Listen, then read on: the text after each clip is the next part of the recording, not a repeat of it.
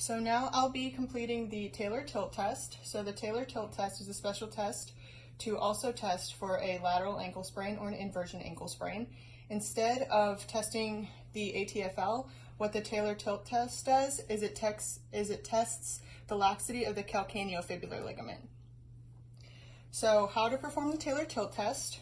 Like the anterior drawer test, I'm going to be testing both of her ankles because I need to compare the laxity of her affected ankle to her non-affected ankle. So your patient is either going to be in supine or seated. Right here, my patient is in seated. So what I'm going to be doing is I'm going to be putting her ankle into 0 degrees of dorsiflexion. So her foot is going to be in a neutral position. And what I'm going to be doing is I'm going to be using one of my hands to stabilize the anterior distal lower leg. So I'll be stabilizing the tibia and the fibula.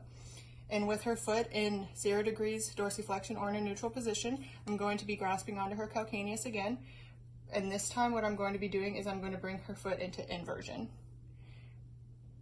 So right now I'm testing the laxity of her calcaneofibular ligament. And to complete the test, I'll be doing it on her non-affected ankle.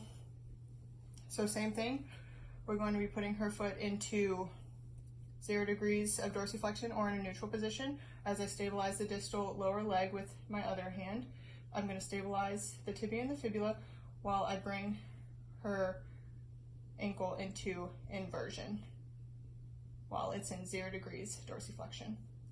So a positive test for the Talar tilt test would be if I notice an increase of laxity in her affected ankle compared to her non-affected ankle.